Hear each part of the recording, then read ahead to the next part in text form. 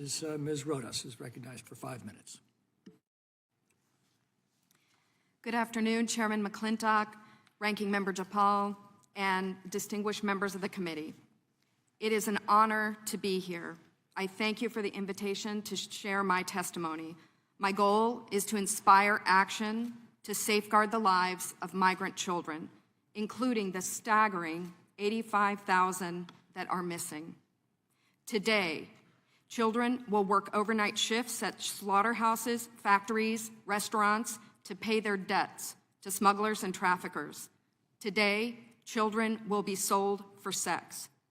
Today, children will call a hotline to report they are being abused, neglected, and trafficked, and we don't know if they're going to get the help they need.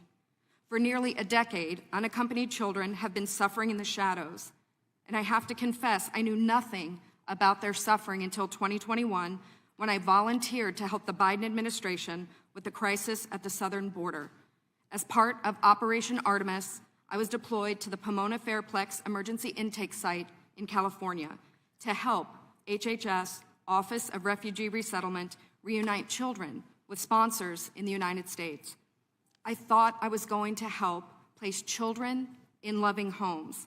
Instead, I discovered that children are being trafficked through a sophisticated network that begins with recruiting in home country, smuggling to the US border, and ends when ORR delivers a child to a sponsor. Some sponsors are criminals and traffickers and members of transnational criminal organizations. Some sponsors view children as commodities and assets to be used for earning income. This is why we are witnessing an explosion of labor trafficking. Now, whether it's intentional or not, it could be argued that the United States government has become the middleman in a large-scale, multi-billion-dollar child trafficking operation that is run by bad actors seeking to profit off of the lives of children. As for me, my interest is the safety of the children. I do not view this as a political issue. I view this as a humanitarian issue. I assure you, my motives are the highest and best. I want the children protected.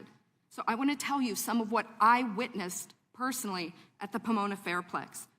I saw vulnerable indigenous children from Guatemala who speak Mayan dialects and cannot speak Spanish. That means they cannot ask for help in English. They cannot ask for help in Spanish. They become captives of their sponsors. I have sat with case managers as they've cried to tell me the horror of what has happened to children as they make the journey to this country. I saw apartment buildings where 20, 30, and 40 unaccompanied minors have been released. I saw sponsors trying to simultaneously sponsor children from multiple ORR sites at one time. I saw sponsors using multiple addresses to obtain sponsorships of children. And I saw numerous cases of children in debt bondage, and the child knew they had to stay with the sponsor until the debt was paid. Realizing that we were not offering the children the American dream, but instead putting them in modern-day slavery with wicked overlords was a terrible revelation.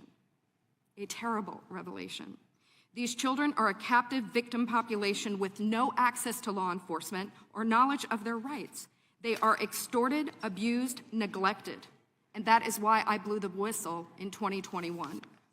I witnessed firsthand the horrors of child trafficking and exploitation. My life will never be the same after what I saw, but I have hope because I'm counting on you.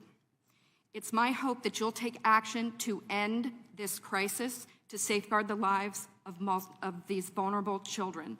People have asked me, what can be done? What would you suggest?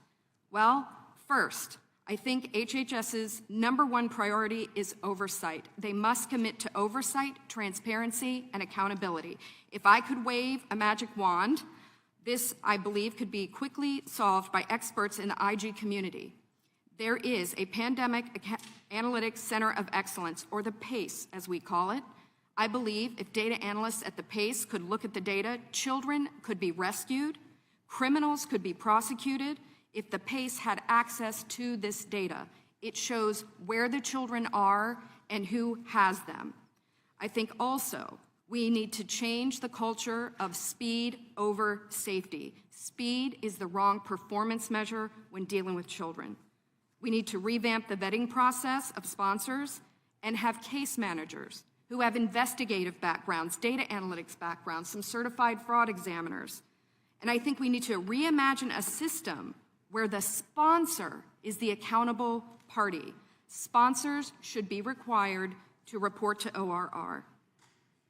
And lastly, stop retaliating against whistleblowers. Stop retaliating against the people who are trying to tell the truth to save the children. As it is written, a wise man listens to advice, while a fool continues in his folly, and HHS needs to be wise to care for these children. Thank you very much. Your time's